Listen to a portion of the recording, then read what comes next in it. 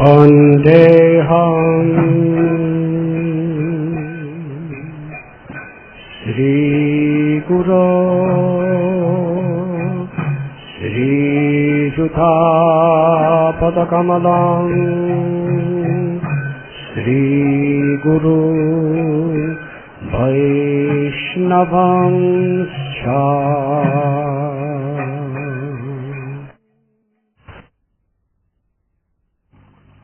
Today we are reading from Srimad Bhagavatam, 4th Canto, Chapter 30, Text number 8.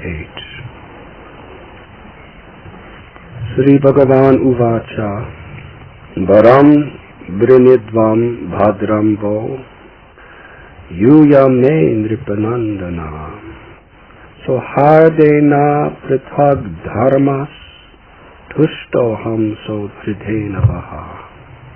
The Supreme Personality of Godhead said, My dear sons of the King, I am very much pleased by the friendly relationships amongst you. All of you are engaged in one occupation, devotional service. I am so pleased with your mutual friendship that I wish you all good fortune. Now you may ask a benediction of me.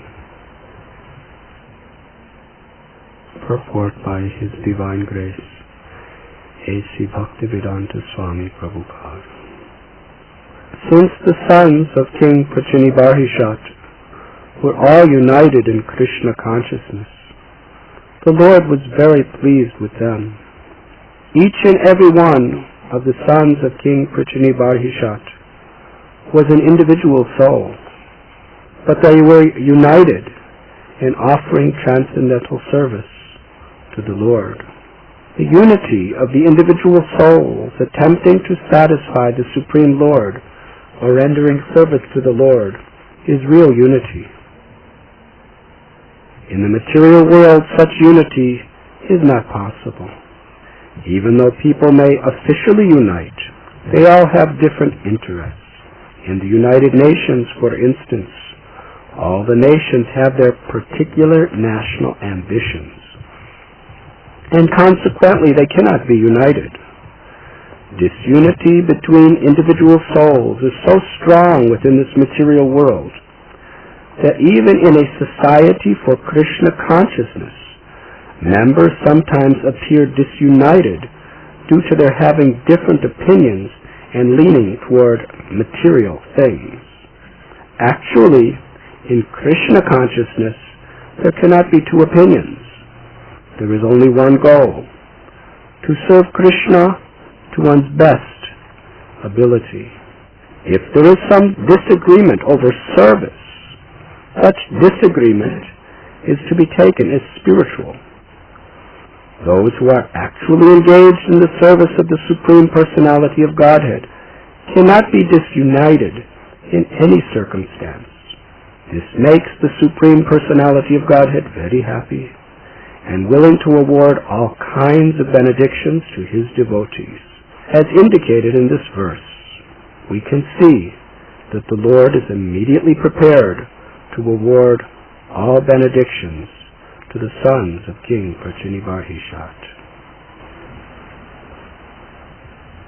Atha Pumbir Dvijastreshtash Varnashvama Vilaj Swanushtatasya Dharmasya Samsadir Haritoshana. The purpose of life is to please Krishna. To the degree Krishna is satisfied, our practice of devotional service is successful. We do not make spiritual advancement by impressing people, by becoming popular, by becoming very learned, by becoming very austere.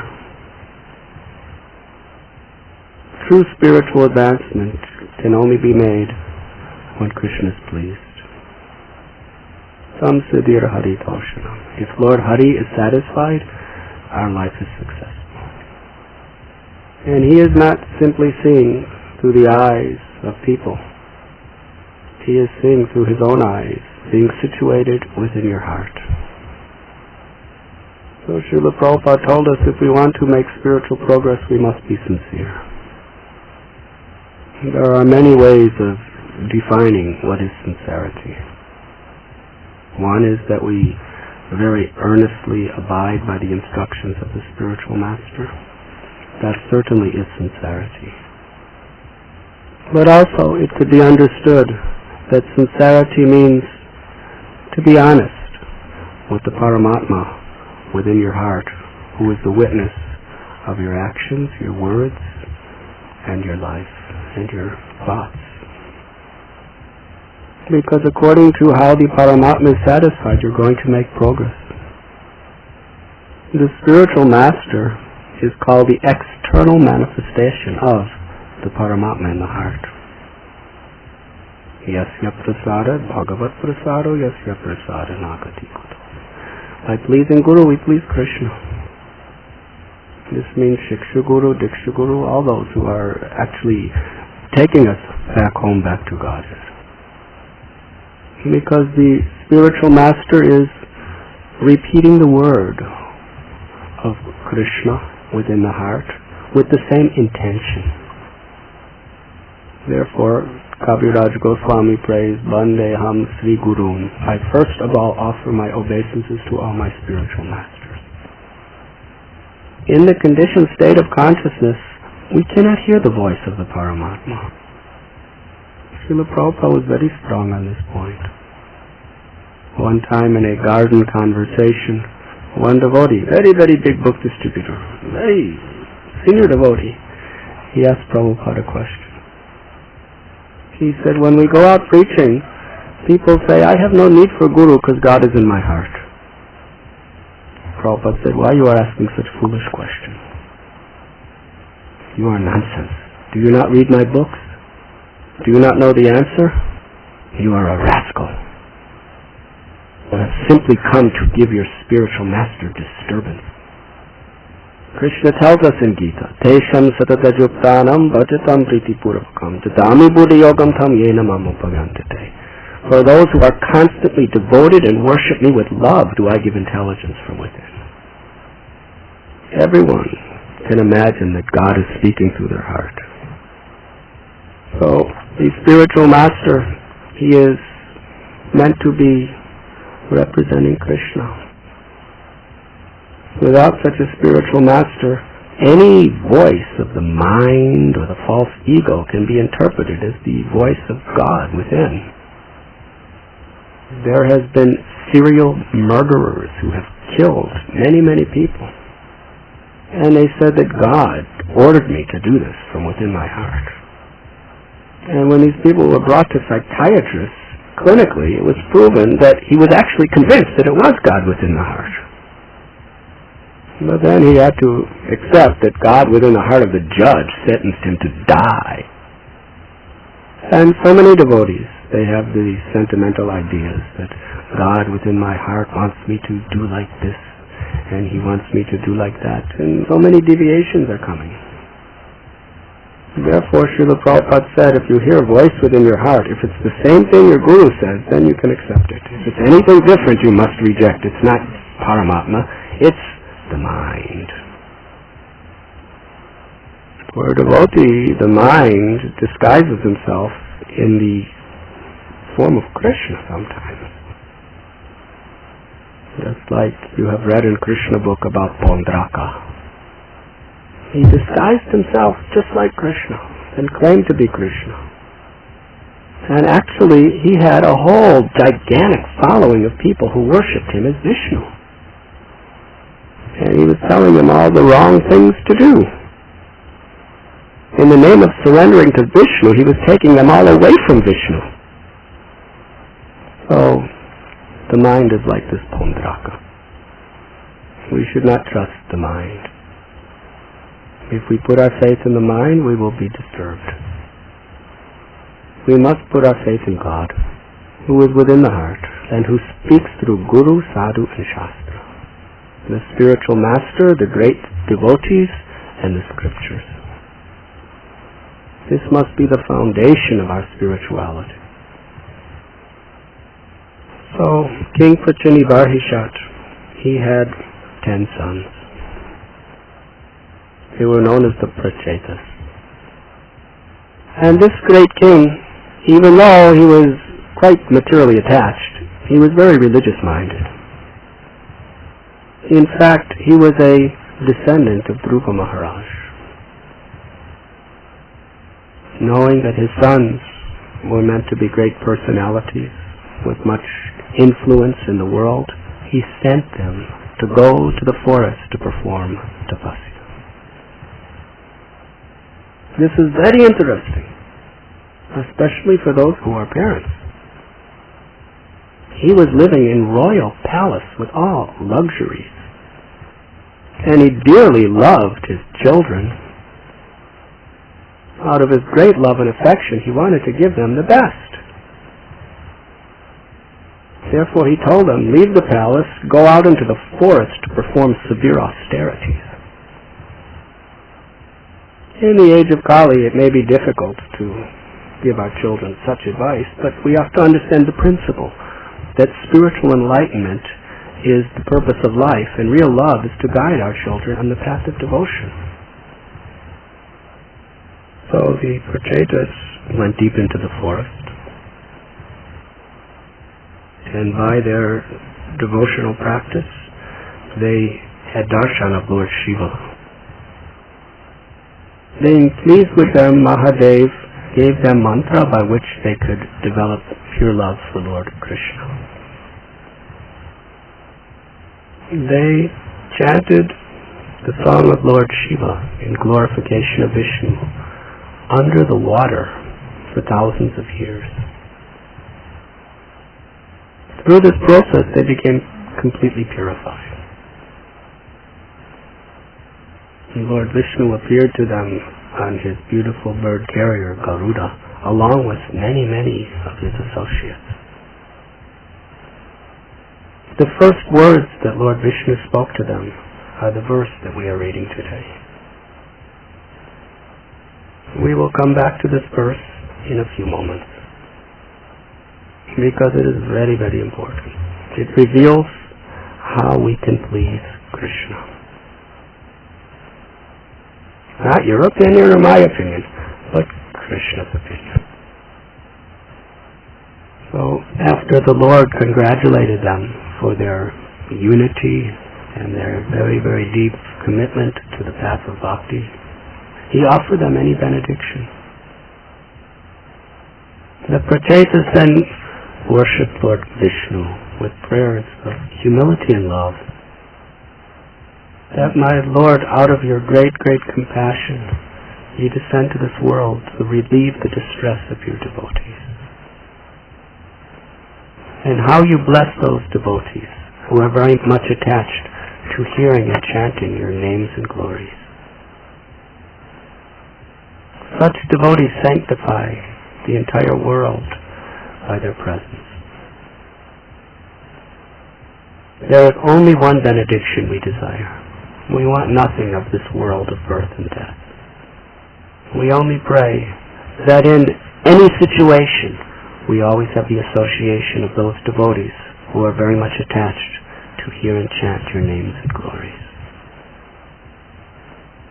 Because it is only in that association that you are to be revealed. In this verse, of course, the Lord granted benediction. And then he told them all to get married. He said that the daughter of Kandu Muni, you should marry her. And you should have child. And I bless you that you could live for 1,000,000 celestial years and enjoy great happiness in this world. But because you will do everything in my service, in the end you will return back home, back to Godhead. You will not have the slightest attraction even for the pleasures of the heavenly planets. You will be completely immersed in my loving service. So the Prachetas, after worshipping the Lord with great humility, they came out of the water. And they saw that while they were gone, trees grew very, very high. In fact, the surface of the world was just covered with trees. They were reaching to the heavens. Prachetas became angry, and they began to breathe air and fire from their mouths. They were burning the trees to ashes. So Lord Brahma, who is the supreme environmentalist of the universe, he descended and he requested Prachetas that you should not disturb these trees. They are living entities. You should let them be. So immediately they accepted. And the trees, being very grateful to the Prachetas, they presented their daughter to him in marriage. The story of their daughter is very interesting. There was a very great sage named Kandu Muni. He lived in a forest like we are sitting today. And he was so absorbed in meditation and penances and austerities. He was developing tremendous powers. So, heavenly kings were very much fearful that he was becoming too powerful. So they sent down a beautiful lady, an Apsara named Pramlocha. And she appeared all alone in this secluded forest with Kandu Muni. This is one of the dangers of trying to practice spiritual life alone. If he had some godbrothers with him, they would have said, Muniji, she's Maya.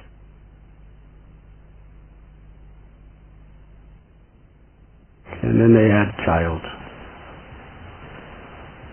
And this child, a very beautiful little girl, baby. But Pramlocha, she did her job. She didn't want to stay with him any longer. Made him fall from his austerity, so she left. And Kandu Muni, he completely detached himself and he left.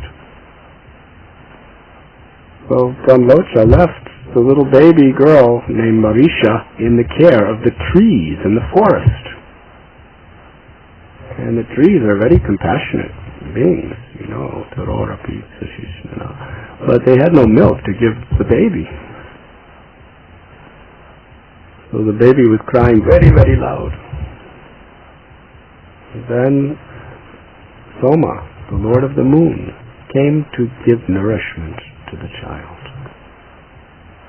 And thus she was raised by heavenly people. So this girl Marisha married.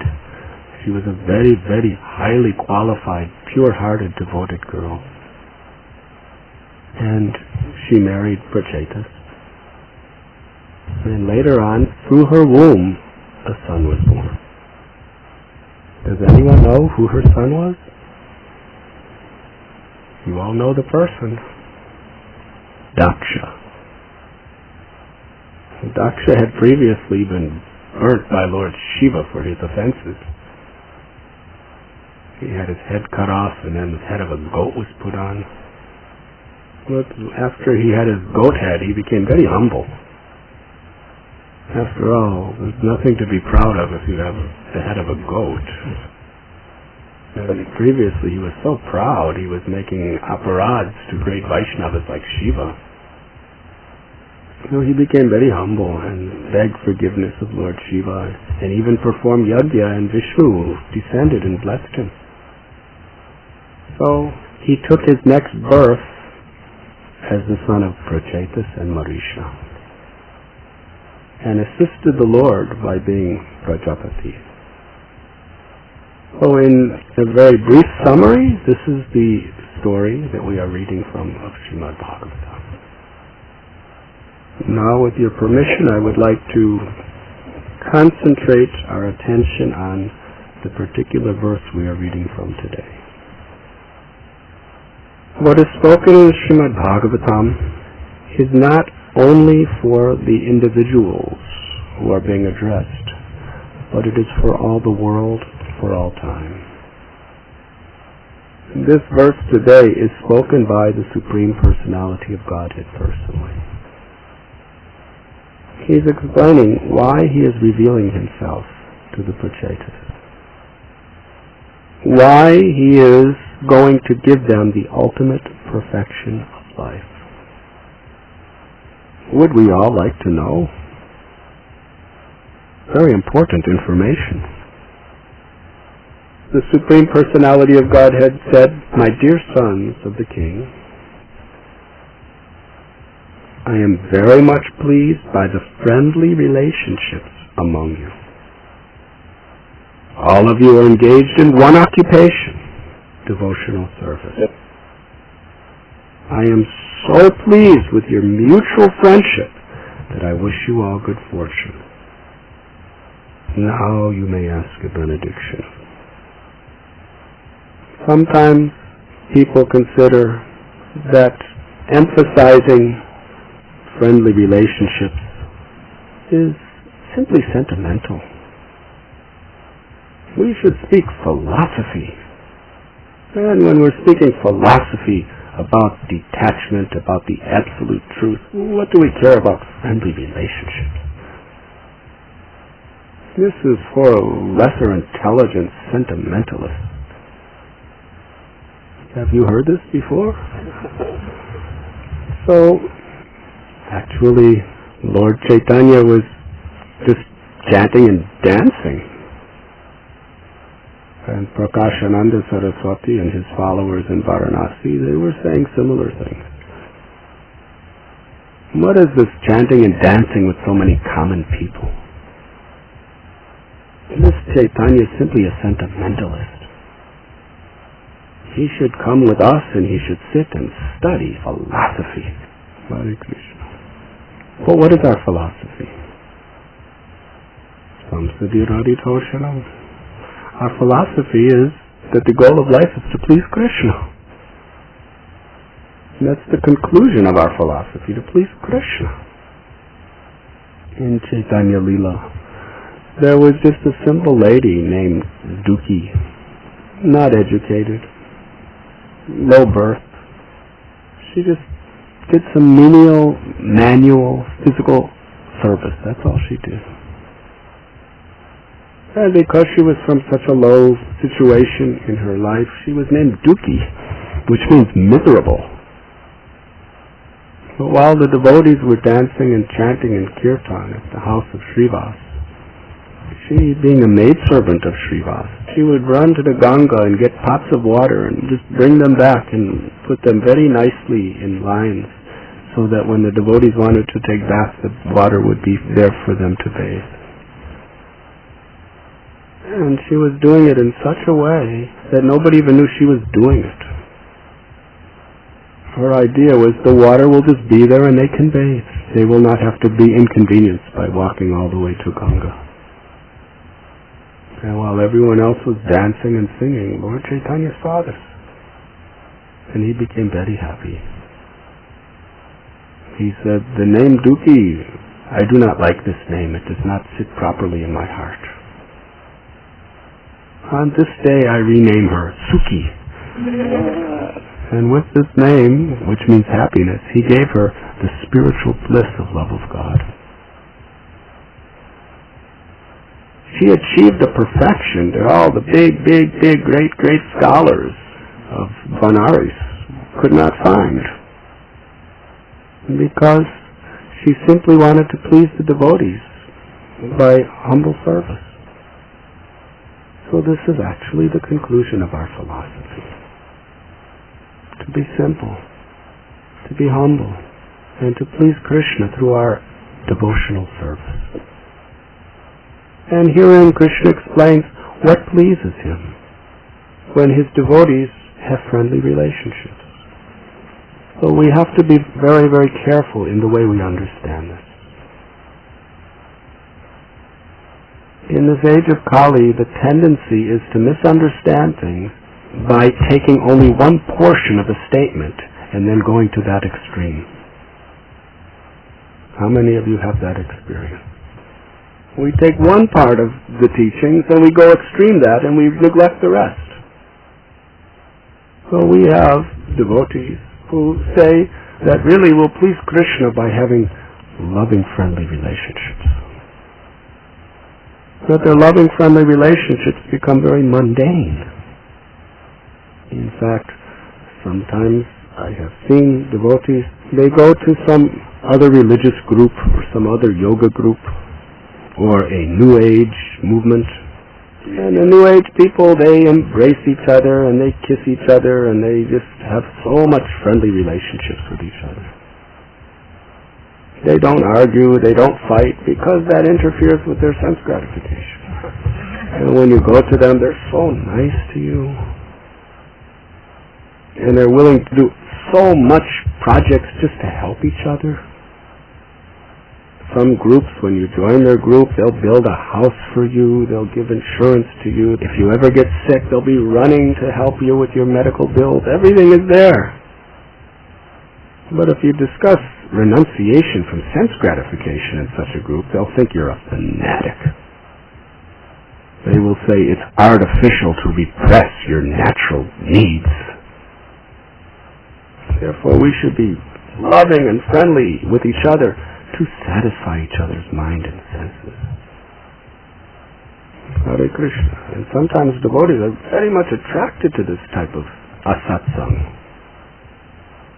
And they think, yes, these people must be higher than devotees because they like each other. No fighting, no politics! So this must be very good. So they may, to some extent, be in the mode of goodness.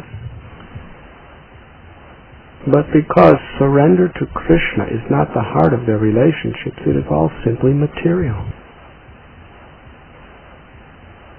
So this is a sentimental idea, that we should just have friendly, loving relationships. Therefore, Lord Vishnu explains that he's pleased with the Prachetas because they have such loving, friendly relationships perfectly centered in devotional service to him. So this is one extreme, that we just should love each other and be friends with each other and sadhana and surrender to Krishna and preaching. These things, we shouldn't be so fanatical about them. And the other extreme is just do devotional service. Just surrender. You don't have time to talk to each other. And friendship, it's all just emotional, sentimental garbage. Just surrender. Just do your service. So these are both extremes. And they are both wrong. Because the proper thing is balance. And this is what Lord Vishnu is explaining. We must make a major investment in developing proper relationships with devotees that is meant to inspire one another to go deeper in their bhakti. I'm sure many people come to this beautiful forest to sit under trees and develop nice relationships with each other. And that's exactly what we've come to do today. But the heart of the relationship is to hear Srimad Bhagavatam. In this chapter, Lord Vishnu says to the Prachetas, this is a very, very important verse. I would like to read it for you. This particular verse will solve all problems. Yatre jante katham rishtas rishnaya prashamo jataha nirvairam yatra bhuteshu nodvigo yatra kashtana. Please listen attentively. This is the secret of unity spoken by Prachetas who have been empowered by the Lord. Whenever pure topics of the transcendental world are discussed, the members of the audience forget all kinds of material hankerings, at least for the time being. Not only that, but they are no longer envious of one another, nor do they suffer from anxiety or fear. In this material world, everyone is potentially envious of everyone else. Srila Prabhupada's purport explains the problem of material life. There is so much disunity in this world. And where there is disunity, everyone suffers. So there are so many projects to try to create unity. What is the basic problem of disunity? Everyone wants to enjoy. Everyone thinks, I am the enjoyer. And everyone's fighting over the facilities to enjoy. So this is the basic problem of material life, is everyone is thinking, I am the enjoyer. And that expands to, we are the enjoyers. My family, my religion, my race, my nation. In this principle of selfish consciousness, there is crime, there is hatred, there is envy, there is terrorism, there is war. So to try to create a solution, Prabhupada explains, they have created the United Nations. But is there peace in the world despite United Nations? So many wars, so many imminent wars, so much conflict and mistrust, hatred, because they have missed the point of what is truth. We have to unite on the principle that Krishna is the enjoyer, and we're all meant to be enjoyed by Him. And Srila Prabhupada explains, if we have this selfish ego, even amongst devotees, there will be conflict and disunity.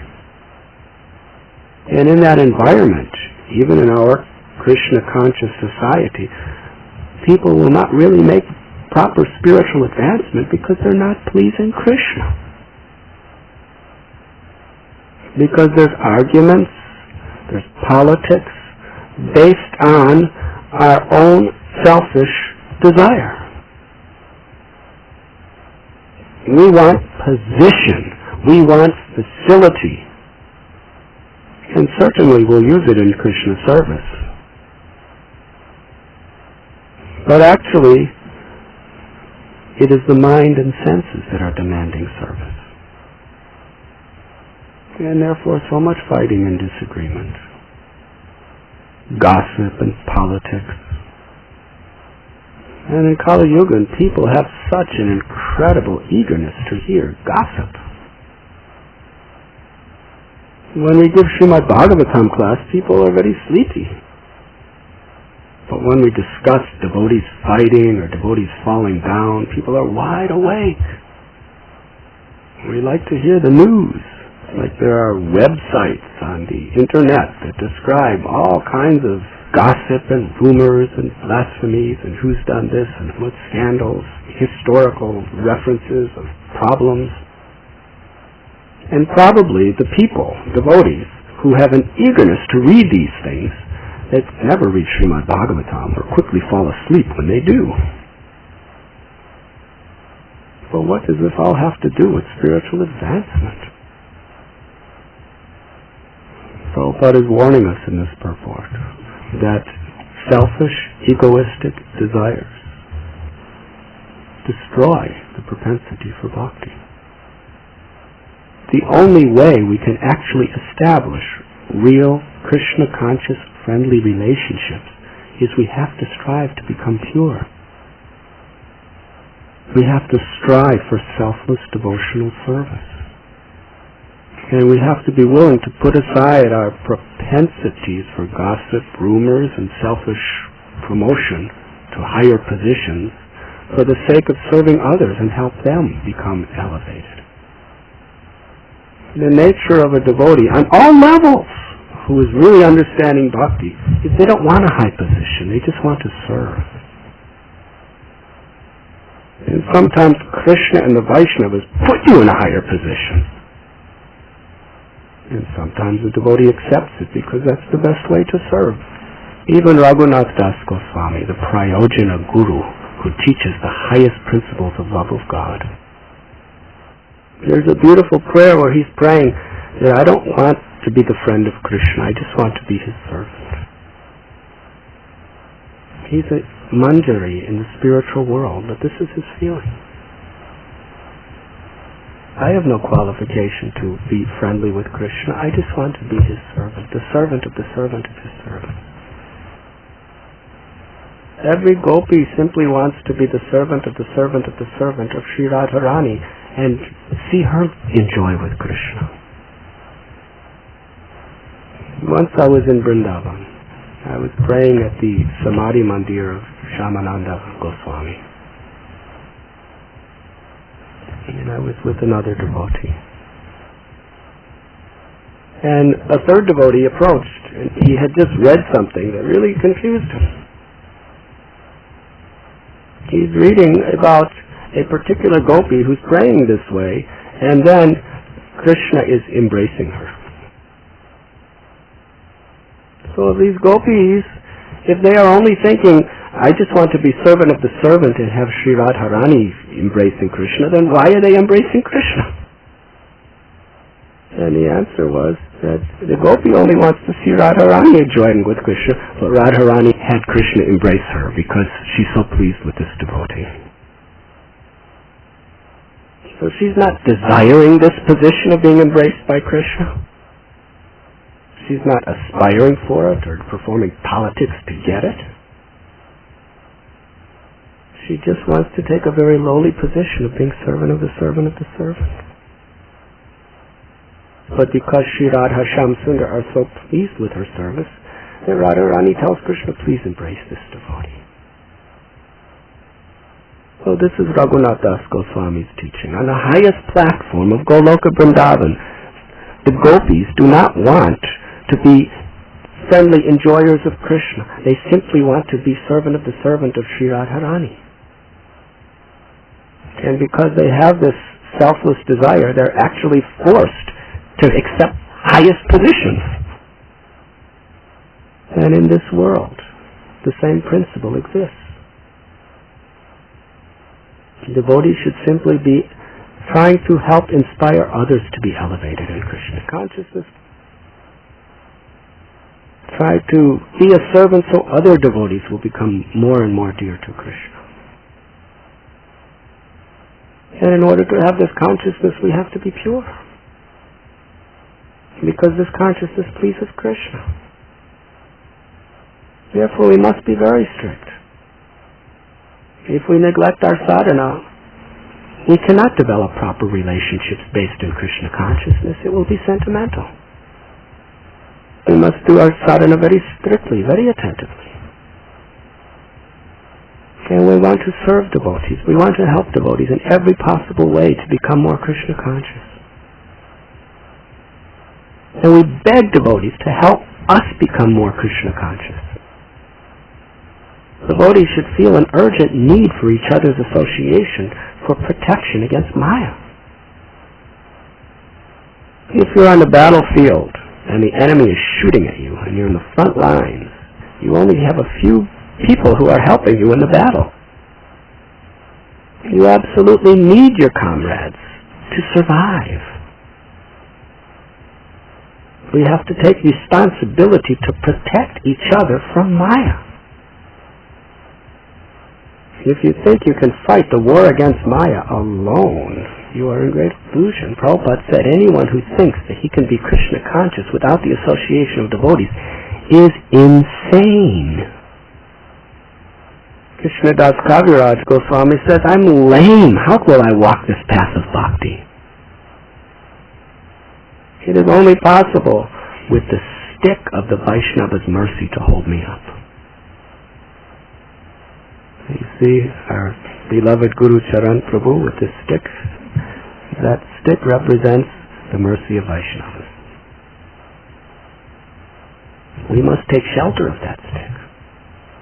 We must urgently understand our need for that stick. We desperately need each other. And if we become egoistic and do not have proper relationships centered around Krishna, whoever we are, it's just a matter of time till we may fall down. Prabhupada introduced transcendental competition. But the tendency is to take things wrong, to take the form without understanding the spirit. The form of competition is you should try to do more than someone else. But that can give a tremendous amount of justification to our false ego to become great and glorified And even we pray to the deities, I hope somebody else does less, so I do more. But the spirit of competition is we're all trying to inspire each other to do more. And the end result is not that I'm the winner. The end result is everybody's working so hard in this spirit of competition. Everyone increases their service to such an extent that there's a wonderful offering to Guru and Krishna. Through this process, millions of books have been distributed. Thousands of devotees have heard the holy names. Beautiful temples are being built so that more and more people can come. And when people from all over the world are coming, then our united effort is what pleases Guru and Krishna. But even if we win, if in winning we have offended others, we have created envy amongst others, then you'll get a nice maha plate and everyone will clap. But after some time you will fall down, and then nobody will care about you. Srila Prabhupada said that you can show your love for me by how you cooperate with one another to serve my mission. He also said that the Krishna consciousness movement is based on love and trust. And if you read Prabhupada's Lilamrita and hear of his biographies, the things that disturbed Prabhupada most was when devotees were fighting with each other. When devotees were deviating from the pure principles of Krishna consciousness, and when they were fighting with one another. Even to the extent of sometimes major programs doing incredible amounts of service, Prabhupada disbanded them because they created disunity. Some of the most major producing projects in the world because they were creating disunity. Because the real sustenance of our society is to the degree we develop friendly relationships on the basis of pure devotional service. The Prachetas, they were not fighting, they were not quarreling. They loved each other, they respected each other, they trusted each other. Each one was thoroughly confident that the others are my well-wishers. No false ego. And it was in this way that they were all chanting the mantra given by Lord Shiva. In the same way, if we are united, if we can tolerate our envious competitive urges, if we can put aside our desire for prestige, position, facilities, Bhakti Siddhanta Saraswati, he understood in Gaudiya Math that the greatest danger of the Math was egoistic fighting amongst each other for facilities and position. He spoke very strongly. He compared the prestige and glorification of others in this world to the stool of a boar. That's the worst stool. There are many varieties of stool, but hog stool is the worst, because what is hog stool? By scientific analysis, a hog eats stool, and that stool is transformed into another type of stool. When a hog eats a devotee stool, they're very fortunate, because that's transformed prasad. Hog stool is transformed stool. And of all hogs, the boar is considered low class. Very uncivilized, wild, lives in jungles. So very abominable stool. Bhakti Siddhanta Saraswati compared the desire for prestige to the most abominable of all forms of stool. And what kind of a personality enjoys eating that stool? Practically everyone in this world. They're willing to risk their spiritual lives, struggle like anything, just to taste the nectarine juices of that stool. And we should not want these things. We should want to serve. We should want to become pure. And we should want to become genuinely attached to the chanting of the holy names. genuinely attached to hearing and chanting the message of Vasudeva, genuinely attached to remembering Krishna, intensely attached to the lotus feet of Srila Prabhupada, and to perform these activities to please him. This was the mood of Prachetas. They worked together harmoniously to chant the holy name. And as they chanted the mantra of Lord Shiva together in this spirit, if we can create this loving service spirit amongst us, then when together we chant in Harinam Sankirtan, then Krishna will be very pleased to bless us and empower us. Srila Prabhupada wanted us to develop this type of culture of Vaishnava relationships so that we could come together in proper states of mind to chant the holy name. Hare Krishna, Krishna Krishna, Hare Hare, Hare Rama, Rama Rama, Hare Hare.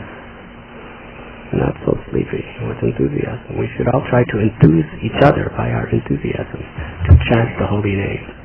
Hare Krishna, Krishna Krishna, Hare Hare, Hare Rama, Rama Rama, Hare Hare. Louder, please. Hare Krishna, Krishna Krishna, Hare Hare, Hare Rama, Rama Rama, Hare Hare. Louder, please. Hare Krishna, Krishna Krishna, Hare Hare, Hare Rama, Rama Rama, Hare Hare. If we keep doing like this, we will see the Lord come and offer us benediction. Your love of God. Thank you very much. Hare Krishna. Is there any question? Yes, Prabhu. We heard that the Prachetas, there were many others, but today we are talking only about 10. There were 10 Prachetas. Huh? Yes? So many things we hear. Any other questions? Yes. Say that sometimes we want to satisfy all the devotees and they have some needs, but we don't have the facilities to satisfy them always.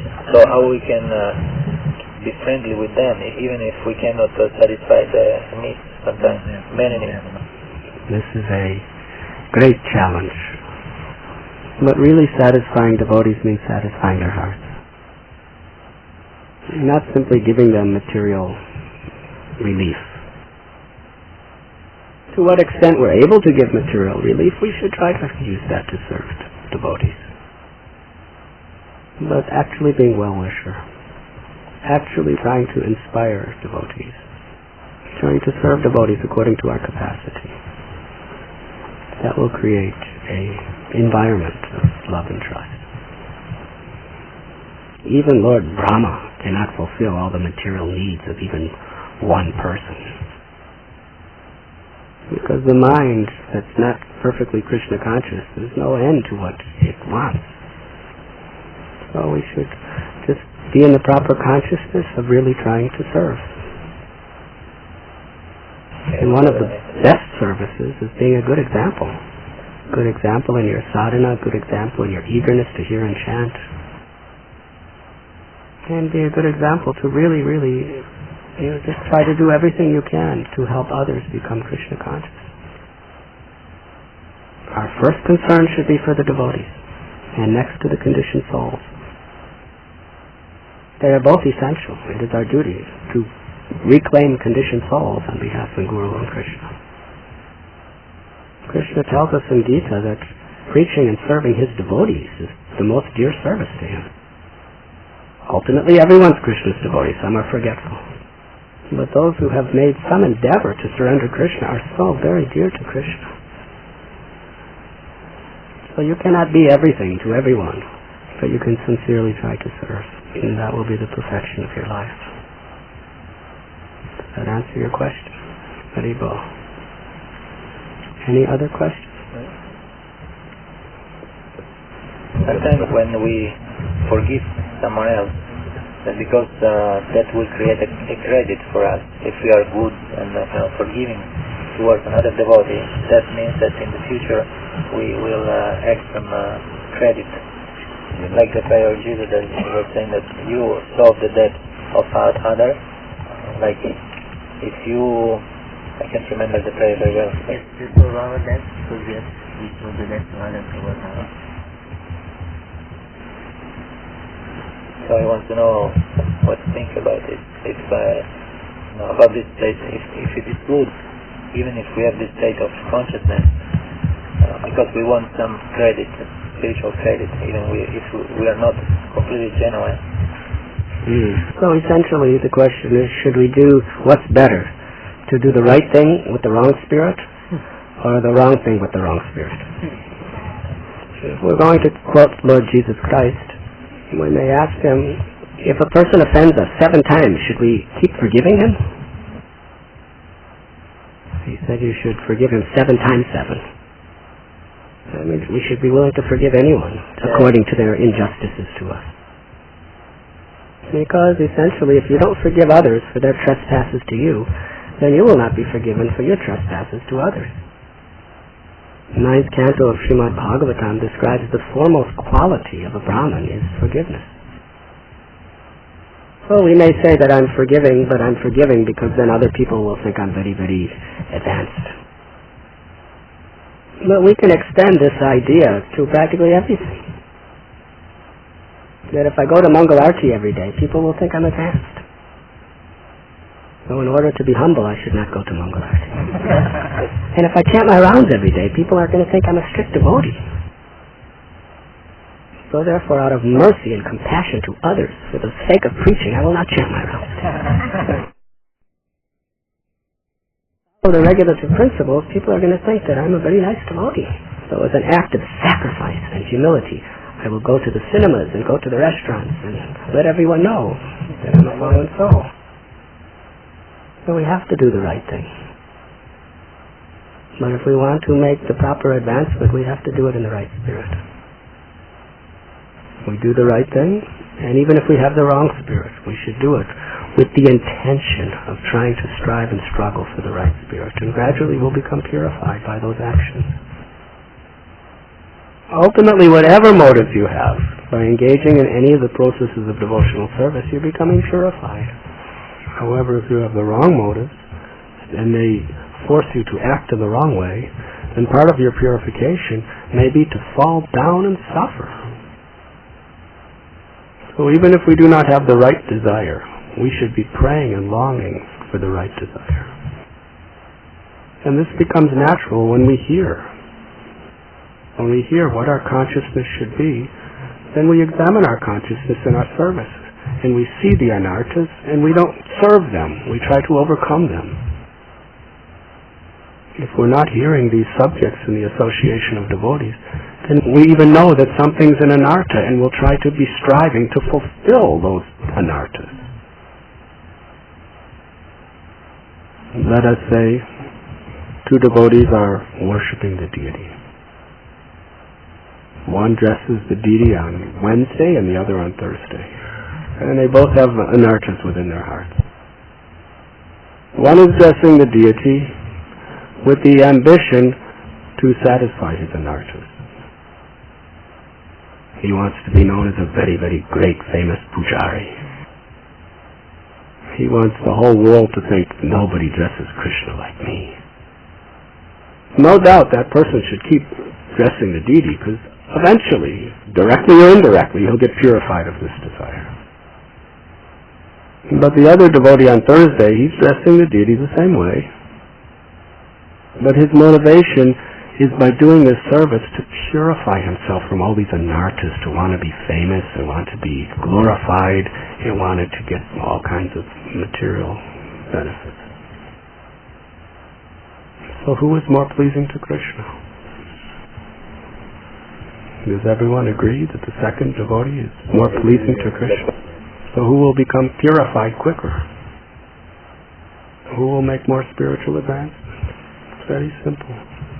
Whatever our motives, we must continue our devotional service. But when we submissively hear Srimad Bhagavatam, Bhagavad Gita, we understand what consciousness we should do our service. we're able to discriminate between what is Maya and what is devotion.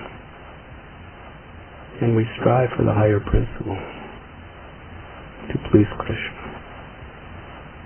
And what will please Krishna most? When there's unity and purity. Or according to this verse, when we develop friendly relationships based on service, for the purpose of purifying our hearts and rendering something wonderful that will please Krishna jointly. I saw an article in a newspaper of one of the very, very top athletes in sports in America. And he was in a particular game where in this game he could have made a world historical record for how many points he scored in the game. And with the last few seconds of the game, he had the ball and he could have scored. But he passed the ball to another player. He passed the ball to another person, and that other person scored. And at the last moment, they won the game. And everyone was really confused. If you would have thrown the ball and made the shot, you would have won the game and you would have made a world record. Why did you give it to somebody else? He won the game, but he didn't make any world records. And this athlete, he was very serious. He said, when I'm playing, my only ambition is that the team wins. I don't think in any way about what records I make. 90% I could have made that shot and won the game and made the record. But that other player was in a better position to shoot. Perhaps 95%. I have to do what's best for the team, not what's best for me. That is the mentality of champions. And that's a mundane athlete. So what should our position be? We should work for the team, not for ourselves. Otherwise, he would have won a world record. He would have been gone down in history, but the team would have lost, perhaps. There was a risk that the team may lose for that. So he didn't consider himself. Although this person had so many world records, he said, I never wanted one. I just tried to do what's best for the team. And this is the way Srila Prabhupada wanted ISKCON to be, but with spiritual motive. Krishna is most pleased when we all succeed. Krishna is most happy when, as a group, as a society of Vaishnavas, we can render the greatest service. Does that answer the question? Yes, Prabhu. Very well. But Peter said that if we work on ourselves, we can forgive one person that in one way or another offended us. But the most difficult thing is to forget, and because sometimes it's difficult to forget what people have done to us and to come back, forgive, to go back to the same relation like before. It may or may not be possible to go back to the same relation as before. And it may be very difficult to forget offenses that have been committed to us. But a devotee sees through the eyes of Scripture.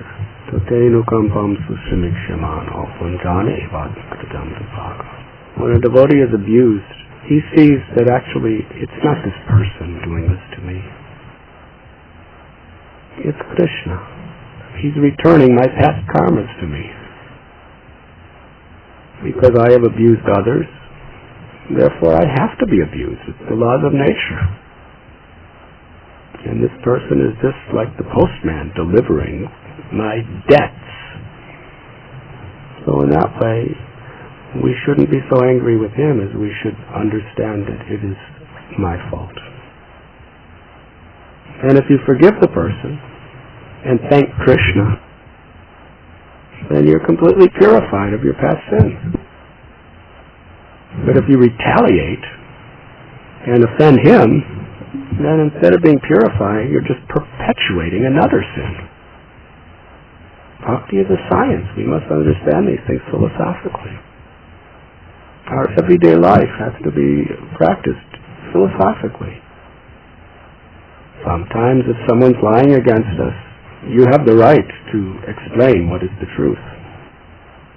That is right, but it should not be done in a malicious way.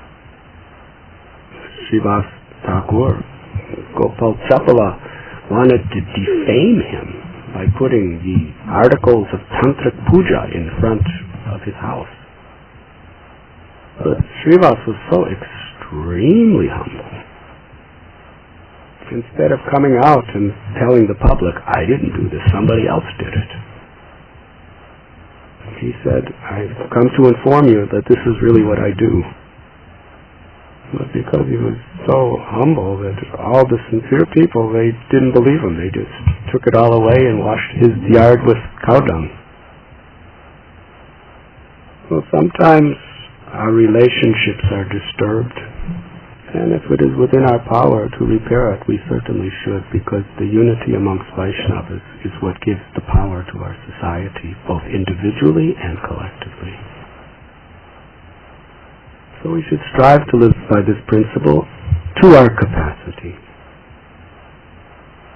And if we do so, we'll make great spiritual progress,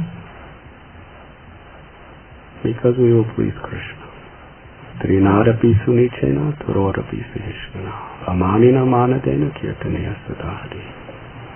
If we live by this principle, no problem. By external standard, there will always be problems as long as we're in this material world, devotee or not, always problems. But there'll be no problems in our spiritual advancement if we live by this principle. To strive to be humble like the straw in the street, tolerant like tree, ready to offer all respect to others, and expect none in return. We have to actually keep checking ourselves, because Maya puts many traps before us, irresistible traps. Because only in this spirit can we really chant the names constantly. Many, many years ago, a Rishi told me something that I think applies to Krishna consciousness also in certain ways. He said 2 things we should forget. Any good things we've done for others, we should forget it, because it will make us proud. And any bad things ever done to us, we should try to forget it. Does that harmonize with Krishna consciousness? And 2 things we should always remember. 1, that death could come at any moment. And 2, that the holy name is our only salvation. As you're walking, see how tolerant the trees are? As they're giving you shade. You see these trees? Right now the sun is burning in the sky. The August sun in Italy is very hot. These trees are standing directly, being burnt by the sun. But in doing so, they're giving us shade, so we can sit in a very, very cool, comfortable position without the hindrance of the sun's burning heat. How much they're tolerating inconvenience just to serve us, to give us convenience. Devotees should be like this. And as you were walking, how many blades of grass did you step on? Did you offer your obeisances to each blade of grass? Did you look at each grass and say, Prabhu, please accept my obeisances, you are very nice? Without even considering their existence, you just stepped on them with your feet. And yet the grass is very satisfied just to be there, to give softness to your feet. Vaishnav should be like that, humble like a blade of grass. And today we saw Bhaktin Kurma Devi, very nice tortoise. Krishna sent her. to teach us a good lesson. As soon as Mukundananda Prabhu picked her up, she became afraid. And how did she express her fear? That the only way a turtle knows how to protect herself, by withdrawing her hands, her legs, and her head, and her tail, everything within the shell. And she wouldn't come out. Even they were shaking and everything, but as long as she was in Mukundananda Prabhu's hands, she would not come out. Her limbs were tightly drawn within that shell. The Bhagavad Gita tells us that as the tortoise withdraws its limbs within the shell, devotee withdraws his senses from their objects. Why? Because if we don't, we have no protection. We will fall down. Therefore, when the objects of the senses come before us to make us fall down, we have to withdraw our senses as the tortoise withdraws its limbs within its shell. Very important lesson. That tortoise has become one of our gurus. Srila Prabhupada ki jai.